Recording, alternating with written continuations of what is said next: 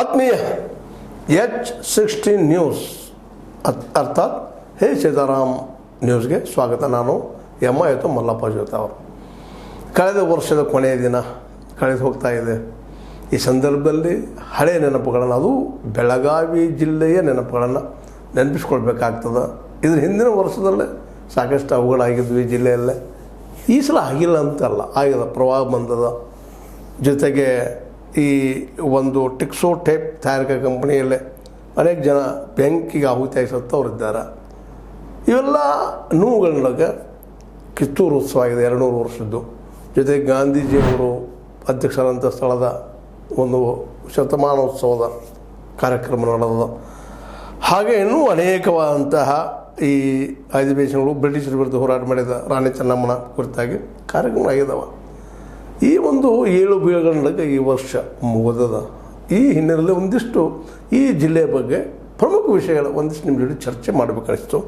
ಆ ದಿಶೆಯಲ್ಲಿ ನಾವು ಸ್ವಲ್ಪ ಹೊರಳಿ ನೋಡಿದಾಗ ಜನವರಿ 12ರಂದು ಬೈಲಹೊಂಗಲ ತಾಲೂಕಿನ ಸಂಗೊಳ್ಳಿಯಲ್ಲಿ ರಾಯಣ್ಣನ ಉತ್ಸವ ಆಚರಣೆ ಆಯಿತು. ಅದಕ್ಕೆ ಮುಖ್ಯಮಂತ್ರಿ ಸಿದ್ದರಾಮಯ್ಯನವರು ಬಂದಿದ್ದರು. ಒಳ್ಳೆಯ ಕಾರ್ಯಕ್ರಮ. ರಾಯಣ್ಣನನ್ನು ಮತ್ತೊಮ್ಮೆ ನೆನೆಸುವಂಥದ್ದು, ಅವ್ರ ಹೋರಾಟವನ್ನು ನಾವು ನೋಡಿದ್ದು, ಜೊತೆಗೆ ನೋಡಿಸುವಂಗೆ ಮಾಡಿದ್ದು ಭಾಳ ಗಮನೀಯವಾದಂಥ ವಿಷಯ. ಅದನ್ನು ಫೆಬ್ರವರಿ 28, 29ರಲ್ಲಿ ಬೈಲಹೊಂಗಲದ ಬೆಳವಡಿಯಲ್ಲಿಯೂ ಸಹಿತ ಬೆಳವಡಿ ಮಲ್ಲಮ್ಮನ ಸಡಗರ ಉತ್ಸವ ಆಯಿತು ಅನ್ನೋದು ನೀವು ಗಮನಿಸಿದ್ದೀರಿ, ನೋಡಿದ್ದೀರಿ. ಅದೇ ಕಾಲಕ್ಕೆ ಬೆಳವಡಿ ಮಲ್ಲಮ್ಮನ ನೆನಪುಗಳನ್ನು ನಾವು ತೆಗೆದುಕೊಂಡಿದ್ದೀವಿ. ಇದೇ ಸಂದರ್ಭದಲ್ಲೇ ನಿಮ್ಮ ಪ್ರವಾಹನೂ ಬಂದು ಹೋಯಿತು. ಈ ಕೃಷ್ಣ ಮತ್ತು ಈ ಗಣಪ್ರಭಾ ನದಿಗಳಿಗೆ ಸಾಕಷ್ಟು ಮಳೆ ಆಗಿದ್ದರಿಂದಾಗೆ ಈ ಎರಡೂ ಭಾಗಗಳಲ್ಲಿ, ಚಿಕ್ಕೋಡಿ ಭಾಗದಲ್ಲಾಗಿರ್ಬೋದು, ನಿಪ್ಪಾಣಿ, ರಾಯಬಾಗ್, ಗೋಕಾಕ್ ತಾಲೂಕುಗಳಲ್ಲಿ ಪ್ರವಾಹ ಬಂದು ಸಾಕಷ್ಟು ತೊಂದರೆ ನೀಡಿತು.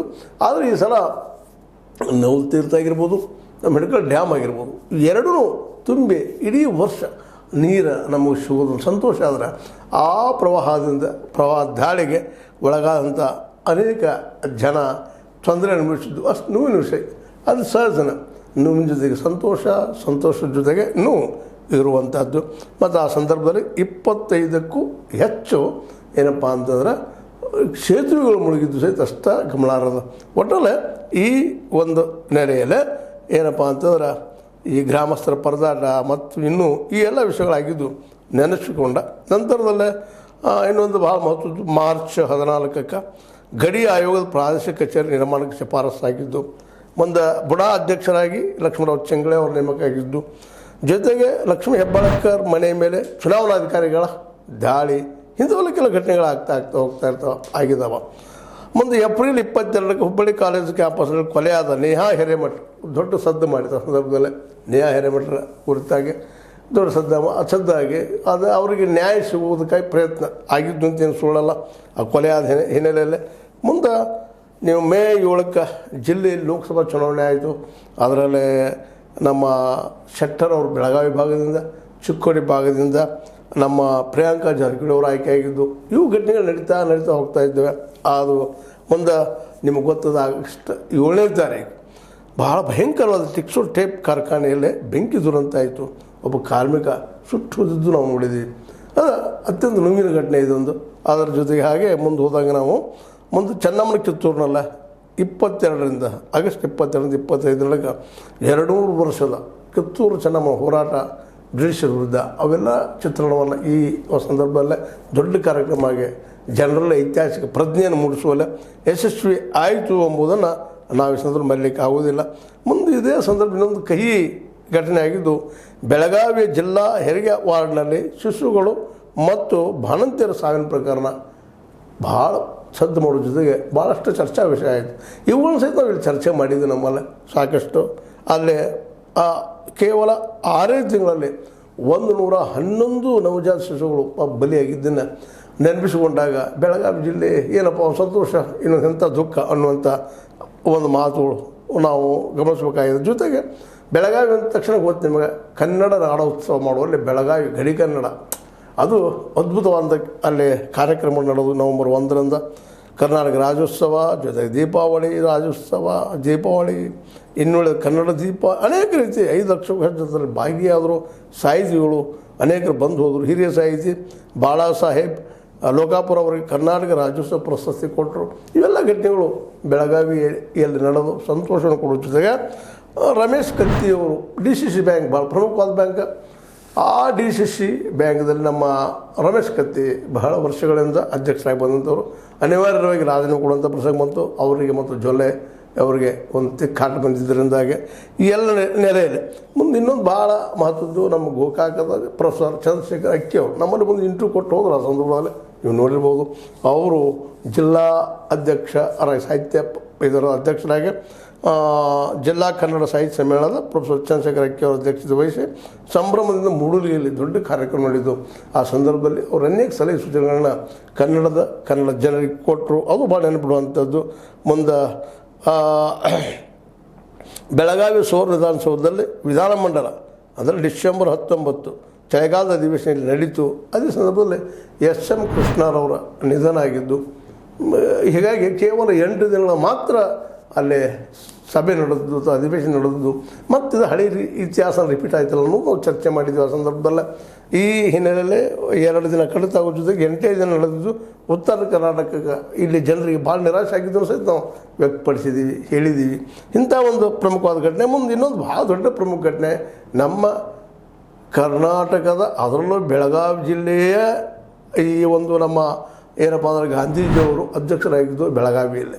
ಅದನ್ನು ಸಹಿತ ಸ್ಮರಿಸುವುದಕ್ಕಾಗಿ ಶತಮಾನೋತ್ಸವದ ಒಂದು ಸಂದರ್ಭದಲ್ಲಿ ಸಾಕಷ್ಟು ಕಾರ್ಯಕ್ರಮ ಇಟ್ಕೊಂಡವರು. ಅದೇ ಕಾಲ ಗಾಂಧಿ ಭಾರತ ಅಂತೇಳಿ ಇನ್ನುಳಿದ ವಿಷಯಗಳನ್ನ ವೀರಸೌಧ ಅಥವಾ ಫೋಟೋ ಗ್ಯಾಲರಿ ಇಂಥವೆಲ್ಲ ಮಾಡಿ ಗಂಗಾಧರ ದೇಶಪಾಂಡೆ ಅವರು ಸ್ಮಾರಕ ಮಾಡುವಂಥದ್ದು ಅನೇಕ ಕೆಲಸಗಳನ್ನು ಈ ಸಂದರ್ಭದಲ್ಲಿ ಅದು. ಆದರೆ ಆ ಸಂದರ್ಭದಲ್ಲಿ ಒಂದು ದುರಂತ ಏನಪ್ಪ ಅಂತಂದರೆ ನಮ್ಮ ದೇಶದ ಪ್ರಮುಖ ವ್ಯಕ್ತಿ ಮಾಜಿ ಪ್ರಧಾನಿ, ಈ ದೇಶಕ್ಕೆ ಅರ್ಥವ್ಯವಸ್ಥೆಗೆ ಒಂದು ಜೀವ ಕೊಟ್ಟಂಥವರು ಡಾಕ್ಟರ್ ಮನಮೋಹನ್ ಸಿಂಗ್ರವರು ಹೋದಿದ್ದು ಈ ಒಂದು ಗಾಂಧೀಜಿಯವರ ನೆನೆಯುವ ಶತಮಾನೋತ್ಸವಕ್ಕೆ ಒಂದು ರೀತಿ ಭಂಗ ಆದಂಗೆ ಆಯಿತು ಅನ್ನೋದು ಅಷ್ಟೇ ಸತ್ಯ.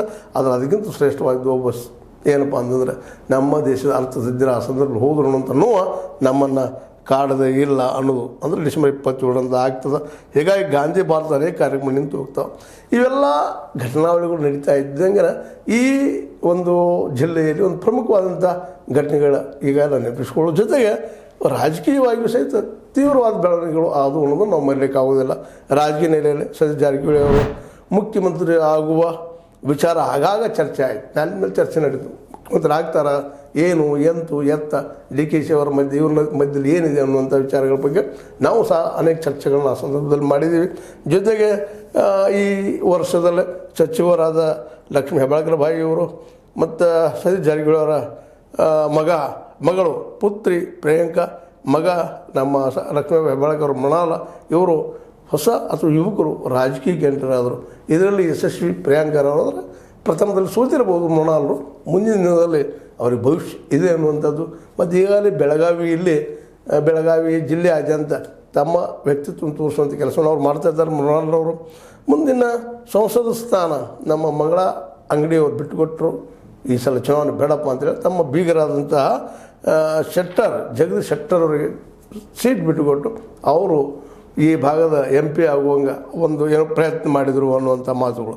ಹೀಗಾಗಿ ಇವು ಆದರೆ ಇನ್ನಷ್ಟು ಸದ್ದುಗಳಾದವು. ಈ ಸಂದರ್ಭದಲ್ಲಿ ಬೆಳಗಾವಿ ರಸ್ತೆಯ ಮಹಾನಗರ ಸಭೆಯದ್ದು ಅಗಲೀಕರಣ ಮಾಡುವಲ್ಲೇ ಹೈಕೋರ್ಟ್ ಇದು ಡೈರೆಕ್ಷನ್ ಮಾಡಿತ್ತು, ಜಾಗಾರಿ ಕೊಡ್ರಿ, ಇಲ್ಲಾದ್ರೆ 20 ಕೋಟಿ ಪರಿಹಾರ ನೀಡಿದಾಗ ಅದರ ನಮ್ಮ ಧಾರವಾಡ ಹೈಕೋರ್ಟ್ ಕೊಟ್ಟಂಥ ಆಜ್ಞೆನ ಪಾಲಿಸ ಜಾಗವನ್ನು ಬಿಟ್ಟುಕೊಡುವಂಥ ಅನಿವಾರ್ಯತೆ ಈ ನಮ್ಮ ಅಲ್ಲಿಯ ಮಹಾನಗರ ಪಾಲಿಕೆಗೆ ಆಯಿತು ಬೆಳಗಾವಿದು.